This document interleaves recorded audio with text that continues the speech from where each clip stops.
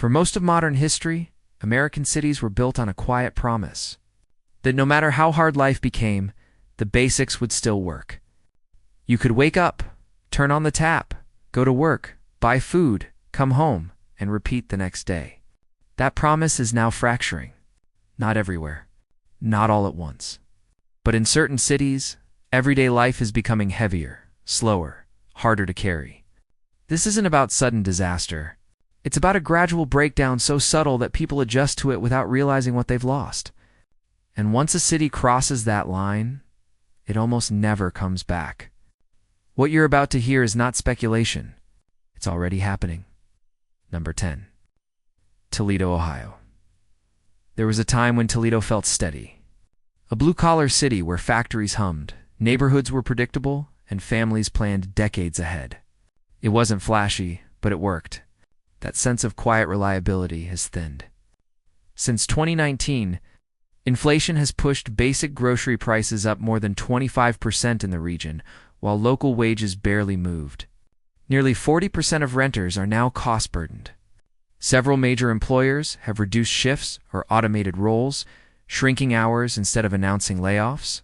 Public transit routes have been cut as ridership drops and funding tightens. None of this sounds dramatic. That's the danger.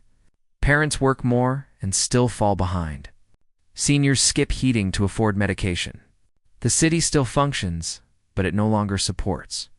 It asks more than it gives. And that imbalance lingers in every quiet street. Number 9. Bakersfield, California.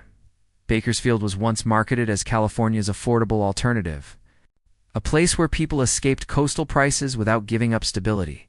That identity is collapsing fast. Median rent has jumped more than 40% in just 5 years. Home insurance premiums have surged alongside wildfire risk, even for areas untouched by flames.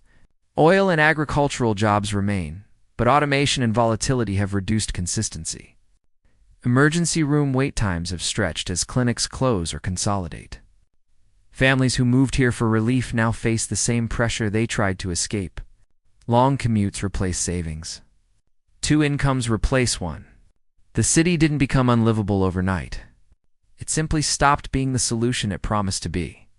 And when the fallback option fails, there's nowhere left to run. Number 8. San Bernardino, California. San Bernardino once felt like security. Warehouses, logistics hubs, and steady work created the illusion that this city was insulated from chaos.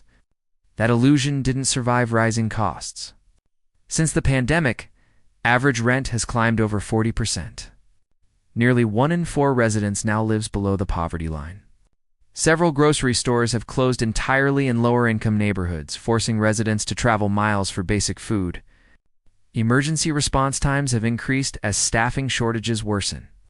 This isn't about poor decisions. It's about math that no longer works.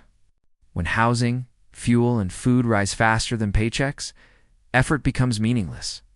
Parents spend less time at home. Kids grow up faster. The city remains populated, but the sense of arrival is gone. San Bernardino feels less like a destination, and more like a holding pattern. And what makes this unsettling is that none of these cities are famous for collapse. They aren't symbols of failure. They were places people trusted. That's what comes next. Cities that still believe they're safe.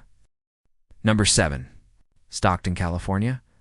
Stockton already lived through national humiliation during the 2008 housing crash. Foreclosures, bankruptcy, empty streets.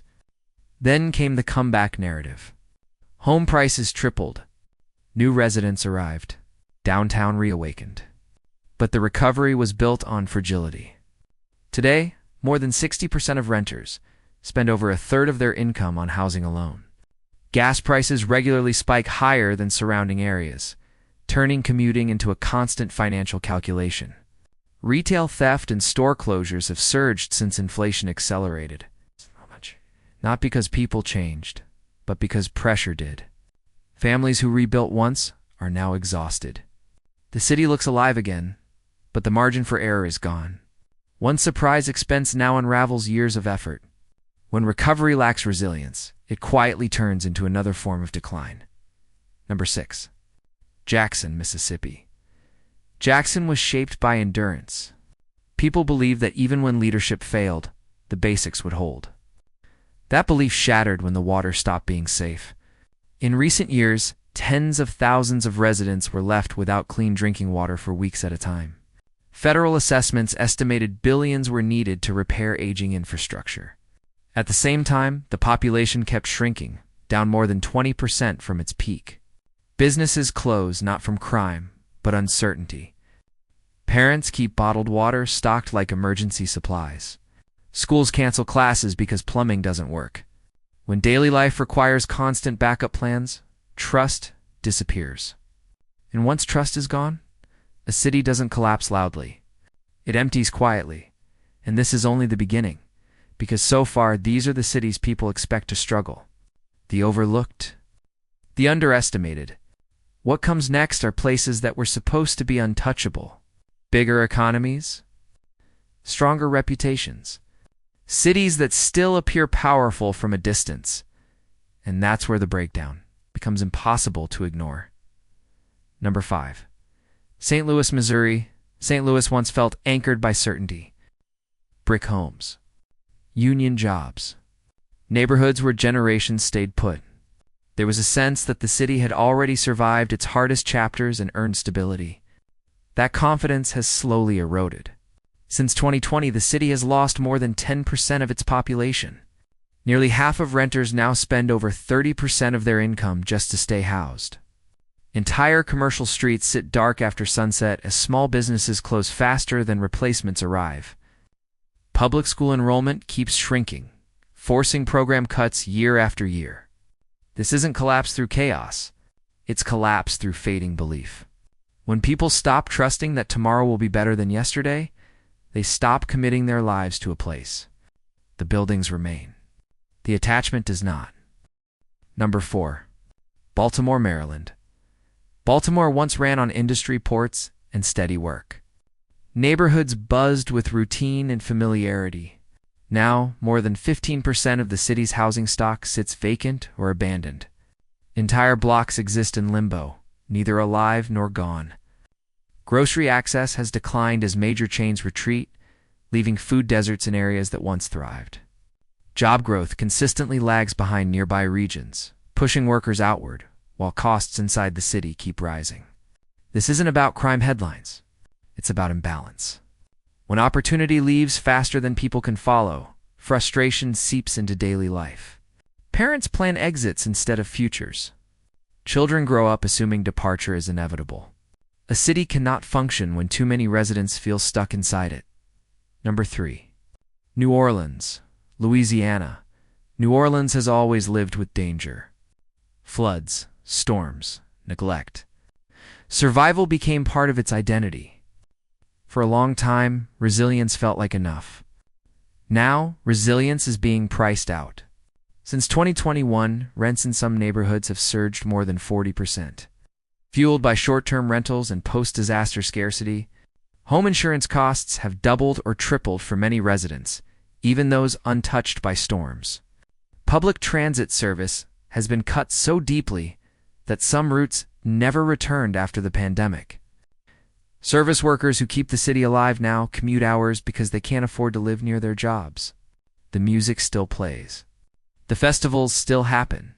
But the people who made the city feel alive are disappearing one lease at a time. Culture can survive disasters.